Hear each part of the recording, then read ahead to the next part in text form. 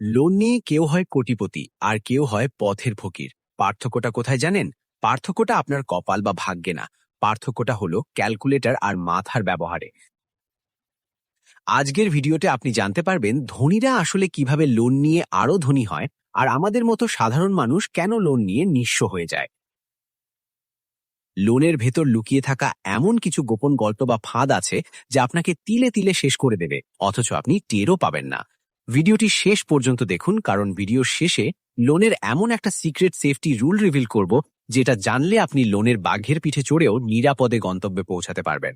আর এই সিক্রেটটা মিস করলে ব্যাংক আপনার পকেটের শেষ টাকাটাও নিয়ে যাবে, তাই সাবধান। ভাই, লোন বা ঋণ জিনিসটা অনেকটা ধারালো ছুরির মতো। এটা দিয়ে একজন ডাক্তার অপারেশন করে মানুষের জীবন বাঁচায়, আবার একজন ডাকাত মানুষের জীবন নেয়। সমস্যা ছুরির না, সমস্যা হলো ওটা কার হাতে আছে আর কিভাবে ব্যবহার হচ্ছে। ধনীরা লোনকে বলে ওপিএম বা আদার পিপলস মানি, মানে অন্যের টাকায় পোদ্দারি।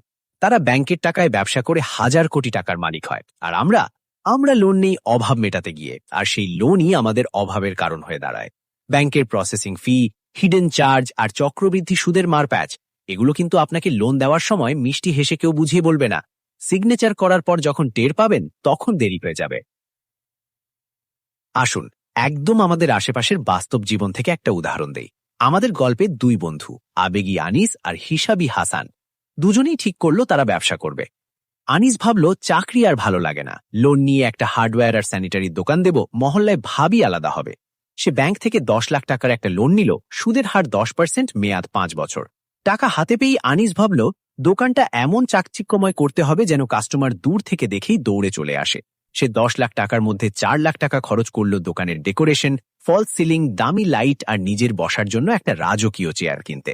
আনিসের চিন্তা ছিল পাশের দোকানের মজনু ভাই কি ভাববে, আত্মীয় স্বজন এসে যদি দেখে সাধারণ দোকান তাহলে তো ইজ্জত থাকবে না। এই লোকে কি বলবে, এই রোগটাই আনিসকে শেষ করে দিল। বাকি 6 লাখ টাকার মাল তুলল। অন্যদিকে হাসানও 10 লাখ টাকা লোন নিল, কিন্তু হাসান কোনো দামি ডেকোরেশন করল না। সে বলল দোকান সুন্দর দিয়ে কি ধুয়ে পানি খাবো, আমার দরকার মাল। সে সাধারণ র‍্যাক বানিয়ে 8 লাখ টাকার মাল বা ইনভেন্টরি কিনল। তাছাড়া বেশি মাল কেনার কারণে হাসান মহাজনের কাছ থেকে পাইকারি দরে ডিসকাউন্টও পেল। মানে লোন নেওয়ার শুরুতেই সে লাভের খাতায় নাম লেখালো।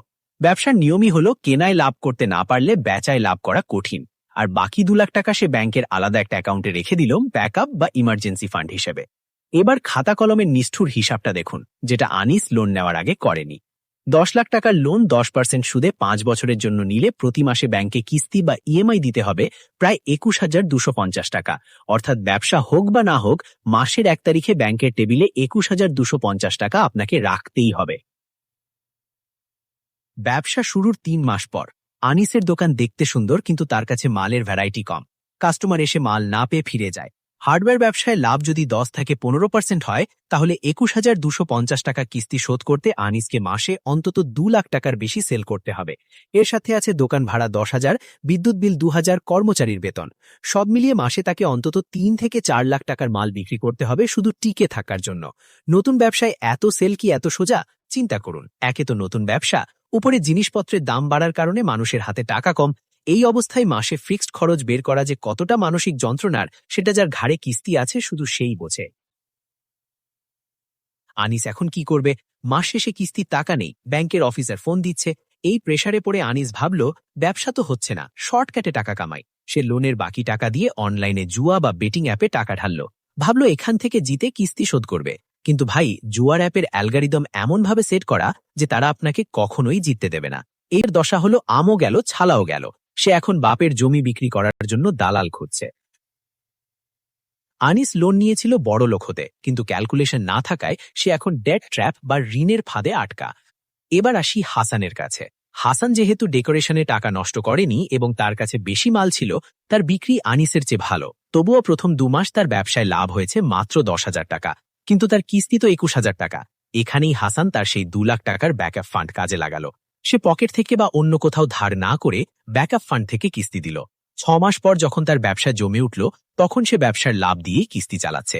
5 বছর পর লোন শোধ, আর হাসান এখন একটা প্রতিষ্ঠিত ব্যবসার মালিক। হাসান লোন নিয়ে কিনেছিল অ্যাসেট বা সম্পদ, মানে দোকানের মাল, যা তাকে উল্টো টাকা দিচ্ছে।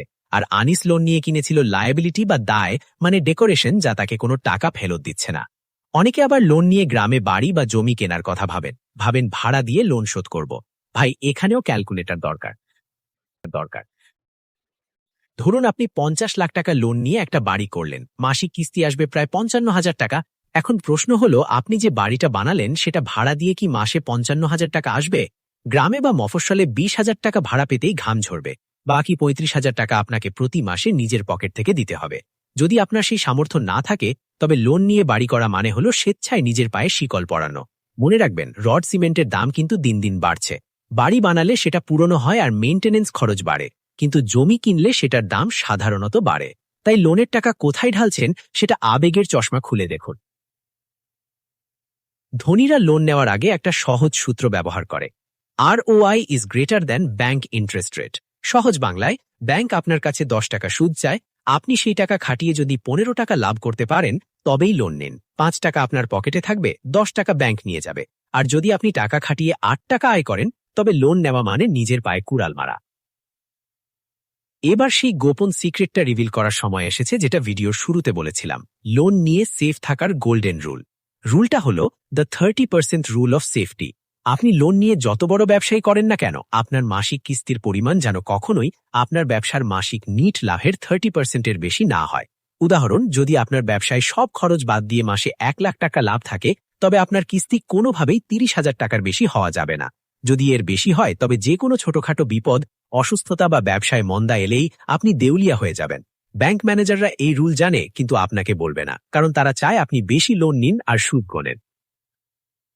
লোন কোনো ভিলেন না যদি আপনার হাতে ক্যালকুলেটর থাকে, আর লোন জমদূত যদি আপনি আনিসের মতো আবেগের বশে চলেন। নিজের সামর্থ্য বুঝুন, মার্কেট রিসার্চ করুন, তারপর ব্যাংকে যান। মনে রাখবেন, ব্যাংকের কলম দিয়ে সাইন করার আগে আপনি রাজা, সাইন করার পর আপনি তাদের শর্তের গোলাম। বলবো না, শুধু অনুরোধ রইল, সময় পেলে আমাদের চ্যানেলটি একবার ঘুরে আসবেন। সেখানে হয়তো আপনার জীবনের কাজে লাগার মতো আরও অনেক ভিডিও পেয়ে যেতে পারেন। এরপর সাবস্ক্রাইব করবেন কি করবেন না, সেটা একান্তই আপনার ব্যক্তিগত পছন্দ। দেখা হচ্ছে পরের ভিডিওতে। ততক্ষণ পর্যন্ত হিসাব করে চলুন, ভালো থাকুন।